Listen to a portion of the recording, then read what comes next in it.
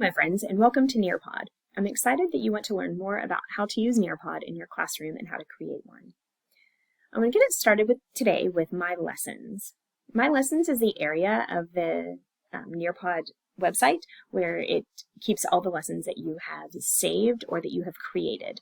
So I'm going to get started with one that I created. It was a math lesson I did on word form. When you hover over it, you can see that there are two choices, live participation and student paced. So I did this live participation, but there are two, you can do that where the whole class is doing it at once, which is live participation, or student paced, which is where they would maybe do it in centers or on their own time. It's your choice how you assign them, but I'm just going to show you the preview today so you can see a little bit of what the lesson what does the lesson look like. So this was the start of it. We did a quick warm-up. From that warm-up, the students watched a video which was embedded in, and then they had to answer this open-ended question. And the goal here was just to see what they were thinking, get their brains going about believing in themselves. From there, we read our I can statement. I explained to students how we read numbers, and then students went through what used to be a PowerPoint that I would do in class, but now it's just embedded into a Nearpod.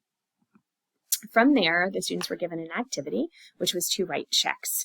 So they practiced writing word form of large numbers with these blank checks. They were given the amounts of 100,000 and 100 million, and they had to pick what they wanted to do in between. Now you can either use the pen tool or students could use the text. It was their choice. From there, students can move this around, and then they had a little bit of flexibility in how they responded. What was easiest. From there, I gave them an assignment that they would do after that. Now, to help guide my instruction, from there, I went to my reports. And from my reports, I was able to go into this math lesson, and I was able to see how my students did. I can quickly look and see where those dashes are and say, hey, I need you to go back and finish this assignment.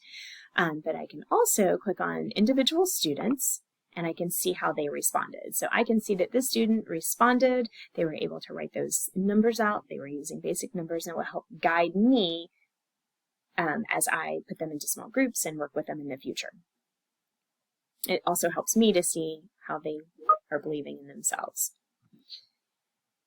Now, from my lessons, I do want to share with you how to find lessons and then how to create lessons. So I'm going to start with finding lessons because for the most part, there are tons of lessons out there in Nearpod. So if you click on Nearpod Library over on the left there, like I just did, there are some featured ones. You can go through any of those. But if you know your topic, you can just go ahead up top and you can click on your topic. So let's say I'm a fourth grade teacher and I need lessons on 13 colonies. So I came in here, but you know what?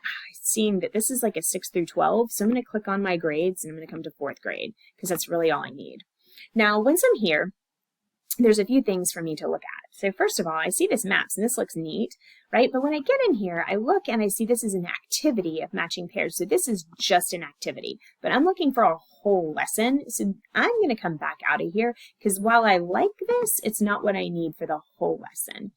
So right now I am on the page that's going to have all of 31 lessons, activities, and videos. But I just need lessons. So I'm going to click on lessons. It's going to narrow it down. And now I see women in the American Revolution, history of the American flag, and oh, colonial life. Well, that's what I'm doing. So I'm just going to preview that lesson, take a look and see, is it what I need? So first of all, there's materials and then learning objectives. So far, it looks like what I need. Essential questions, yep, absolutely what I need. I love it. This is a 5E lesson. It's 50 minutes, but I only have 25 minutes for each class, so I'll probably have to do this over 2 days. Engage and explore together. I love this. Oh, now the students, I'm getting them thinking now with a poll. I like this idea. Okay. And then from there, there's the discussion board. So they would do a little post on here for our collaboration board. So do a little post on there. I like that. So as I'm looking through and I'm seeing this aligns with what I need. So they would draw that flag. That's a neat little activity to get them thinking. So if I like it and I want to use it as I'm looking through, I'm just going to click to add to my lessons. and it'll automatically go up at the top. It says lesson successfully added. So it's automatically in my lesson. So now I'm going to come back here and click Nearpod. It'll take me back, and it is right here. So now I can go ahead and do this as a live participation or as student paced, whatever best fits my class. And if I want to go back and preview it again before I do the lesson with the class, then I can preview it right here. Now, one thing you cannot do with a free account like I have is edit their lessons. So just know that unless you pay for it, you cannot edit. But that's okay, because it's still, we still have really good lessons that you can even just skip a slide if you need to. Now, really quickly, I want to go into a little tip. And the tip is, if you come up to the top where your little picture is, I don't have mine in there, you can go to lesson settings. And this is a really important part, a really important thing to go through. I have mine on autofill student names, and this is where it uses their Microsoft Office 365 credentials. Students can get silly sometimes logging in, so this keeps them from doing that. It gives their name. So that's the reason why I like that. But you can see also, this is a really important thing with the accessibility settings, there is Enable Immersive Reader. So there is a button that students can click, and it will read aloud to them word by word and highlight it so that they know which word it is. There's also the option there where they can record their answers, and then it'll type it out for them. So those are things that are in this that are fantastic for students. Also, as you get into this, pay attention to live participation settings and student paced, and just make sure that they are on the settings that you want them. Now, last but not least, I want to show you how to create a lesson.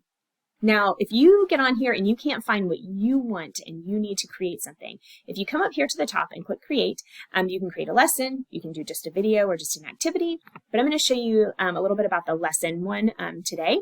And the reason why is because I want you to see that you can add individual slides of stuff that you already have, and which is great. You can add the PDFs, like I showed you, that used to be a PowerPoint that I did with my students. So lots of great things that you can add on there. Now, the things I want you to see, though, are where you can add these interactives, okay? So the video, if I click on video and I click add, and I want a video for 13 colonies, I can put in 13 colonies, and it's going to come up with all these different videos. Now, don't forget to pay attention to grade levels, because that's not a choice on here. So you just have to pay attention to make sure that you're getting what you need. But if you look up here, there's also YouTube videos. There are great 13 colony videos already out there. So if you find one that you like, you can press play and watch it. But if it is what you want, you can press save. From there, you can play it out, and let's just say you want to add an activity at a certain place. You can add that activity, an open-ended question or a multiple choice. So you could add one of those as you go. Those will help you to do little formative assessments to see that the kids are picking up what you need them to pick up while they're watching the video. Now, I'm going to come back out of the video because that's just one thing to add. Delete this slide. I'm going to come back. Now you would want to keep yours because I want to show you quizzes and games. So here there are quizzes, draw it and fill in the blanks, and those you add things in. But there are some things on here like matching pairs where you can add slides that are already created. So if you remember, when I was looking up 13 colonies before, there was that map matching. So here's where I could come add it to my lesson that I am currently creating. So that it's in your lesson.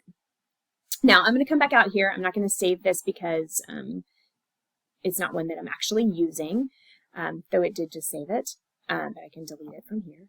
There we go.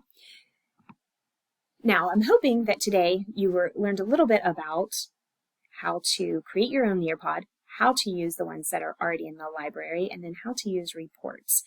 So good luck as you get started using Nearpod, and know that if you need anything, you can always reach out.